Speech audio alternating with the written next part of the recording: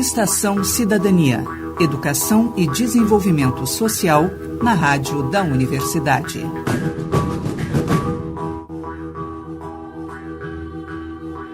Boa tarde, eu sou o Leonardo Melgarejo e começa agora o Estação Cidadania, uma produção do DEDS, Departamento de Educação e Desenvolvimento Social da Pró-Reitoria de Extensão da URGS.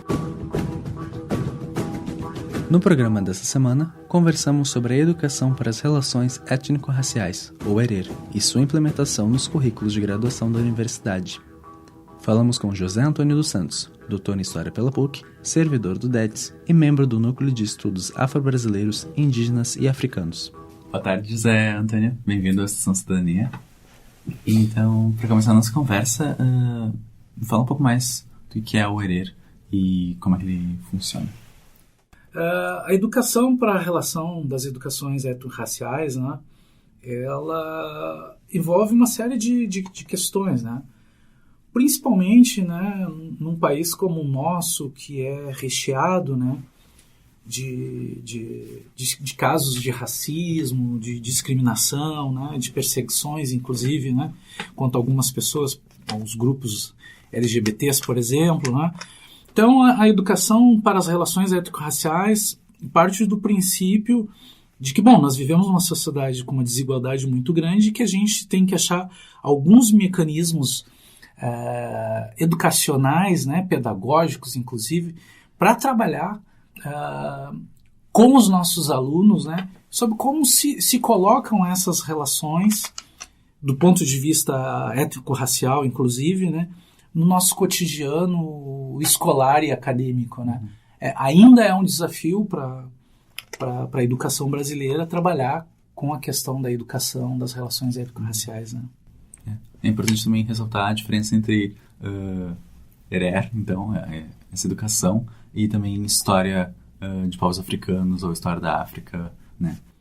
Sim, existe, no caso, né, as leis que são específicas para tratar de história e cultura afro-brasileira, africana e indígena, né, no currículo escolar, mas também há uma resolução do Conselho Nacional de Educação de 2004, né, que no seu artigo 1º estabelece que as instituições de ensino superior, né, deverão incluir nos conteúdos das suas disciplinas a educação das relações étnico-raciais, né, bem como o tratamento de questões e temáticas que dizem respeito também à história e à cultura dos afrodescendentes, né, e dos indígenas na sociedade brasileira, né.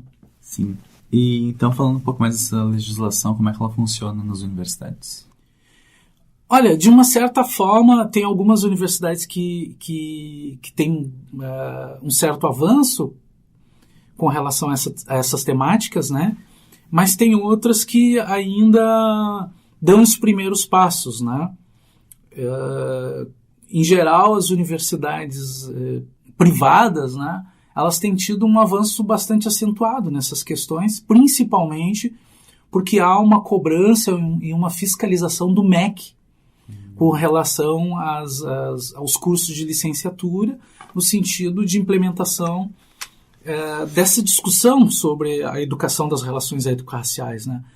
Algumas federais são mais avançadas, né, mas no nosso caso, aqui da Universidade Federal do Rio Grande do Sul, me parece que a gente ainda está dando alguns passos mais iniciais com relação a essa implementação, né. Tá falando um pouco mais da URGS, como é que se dão essas discussões aqui dentro? Olha, a gente propôs esse ano, né, por meio do Departamento de Educação e Desenvolvimento Social, criar alguns espaços para a discussão dessa questão aqui dentro da universidade, né?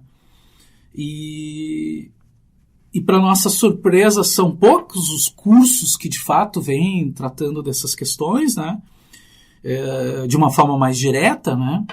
Então, a gente talvez possa elencar esses cursos numa mão só, né? Ou seja, menos ainda do que 10 cursos na universidade tem trabalhado com isso, na medida em que a universidade tem 94 cursos ainda, eu acredito que a gente deu os primeiros passos, né?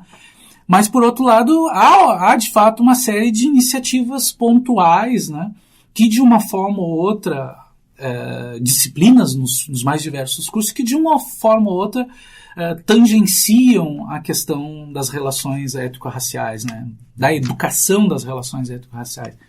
Então, nós fizemos 2 eventos, inclusive agora, dia 30 de agosto, que eu convido a todos os ouvintes da nossa rádio, né? Dia 30 de agosto, às 14 horas, na sala 102 da Faculdade de Educação aqui da URGS, a gente vai estar realizando o 3º evento para discutir essas questões aqui dentro da universidade. Né? Uhum.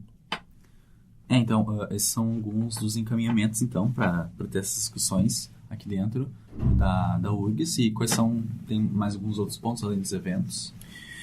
Pois é, a partir, né, da organização desses seminários, né, que é um seminário de educação para as relações étnico-raciais nos currículos da URGS, né, a gente partiu dessa ideia de, num primeiro momento, apresentar algumas experiências que estão sendo levadas a cabo com relação a essa discussão, né? Então, desde o primeiro evento, já houve uma demanda, né, para que se fosse encaminhado um documento dentro da universidade, né, uma carta que fosse, né, sugerindo, né, ou melhor, reivindicando que a universidade cumprisse essa legislação pertinente com relação à educação das relações raciais. Né.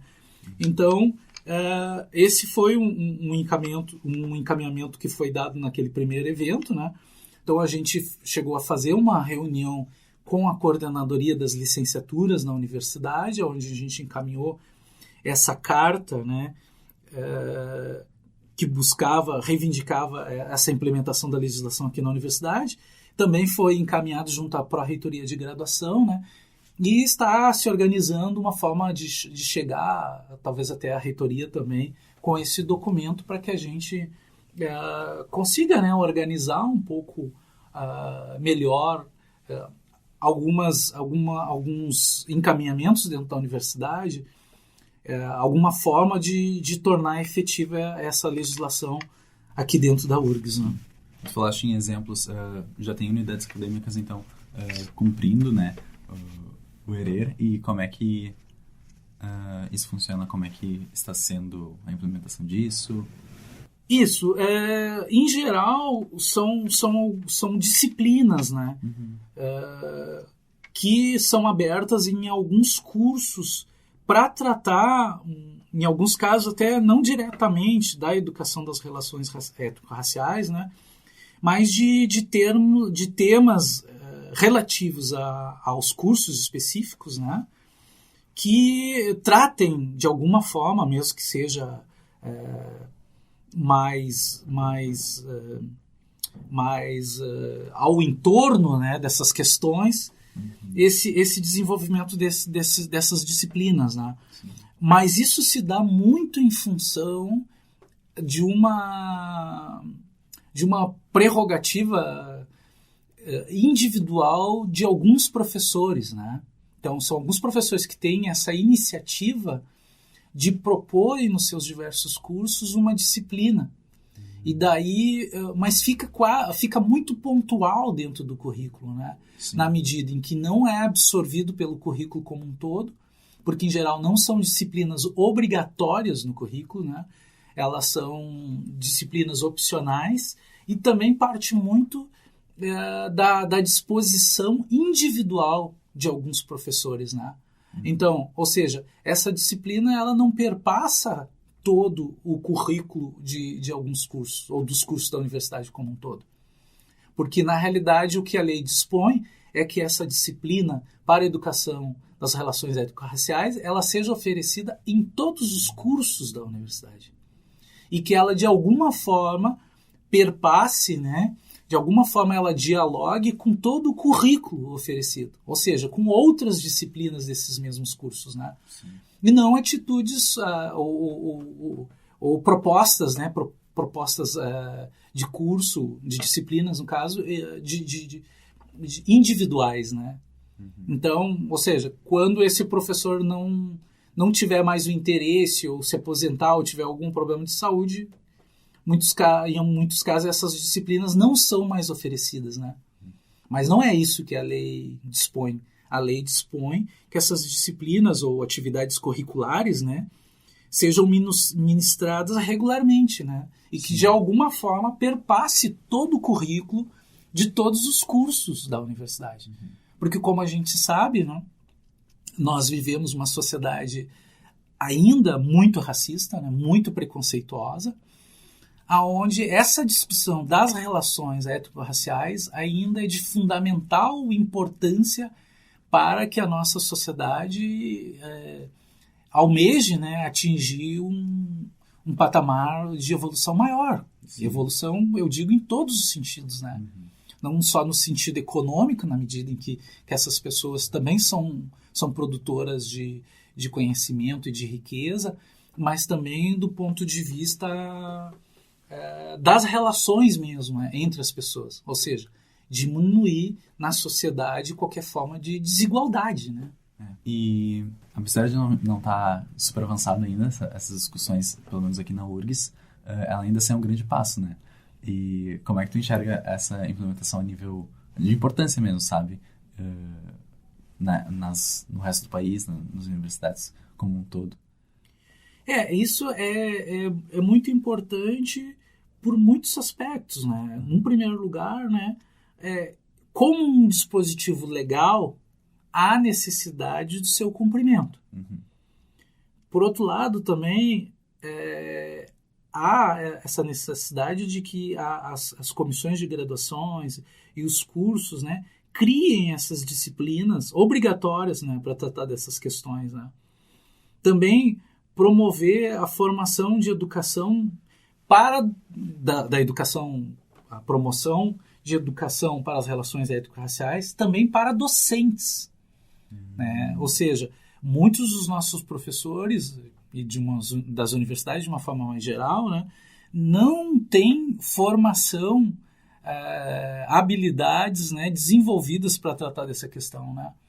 Porque, como, em geral, nós vivemos dentro desse imaginário da democracia racial, ou seja, aquela ideia de que somos todos iguais, né, do ponto de vista das relações étnico-raciais, né, é muito raro aqueles profissionais, né, que despertam para trabalhar com essa questão.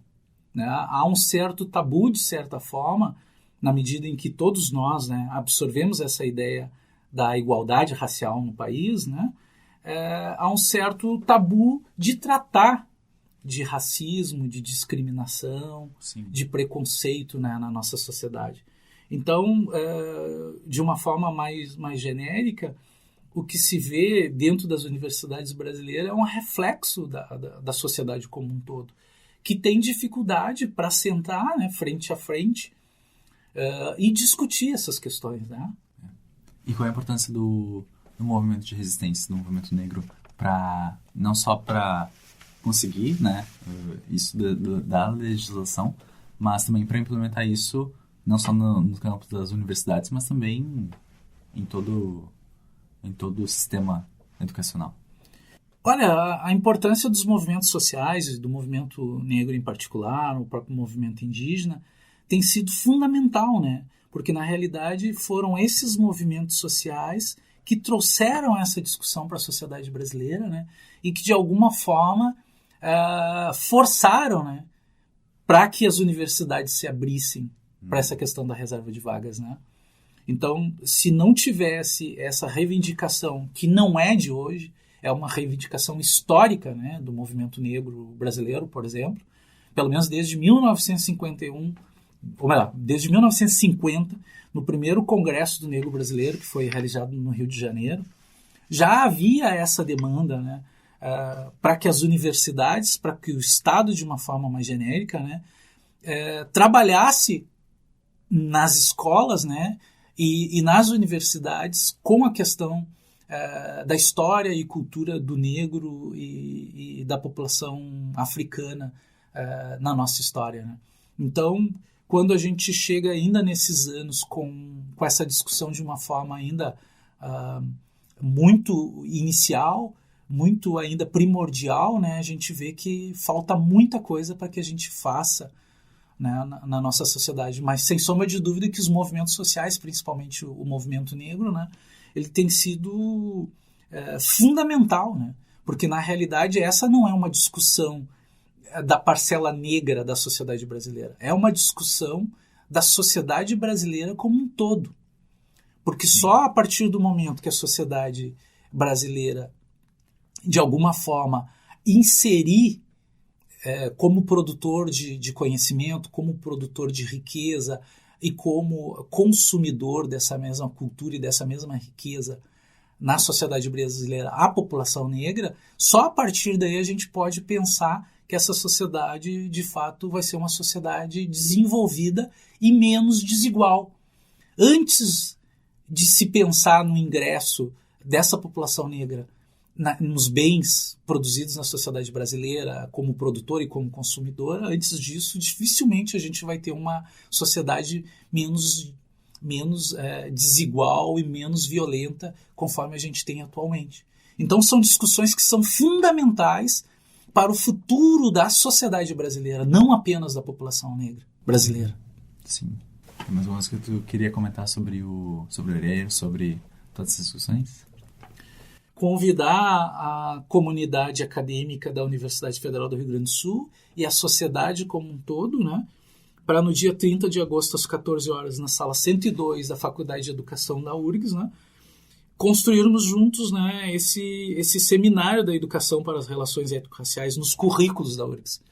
Porque a gente acredita que só se inserindo no currículo, né, também se tendo a preocupação com concursos docentes específicos para a educação das relações étnico-raciais na universidade, também criar, de certa forma, algum monitoramento com relação à implementação dessa discussão na universidade, né?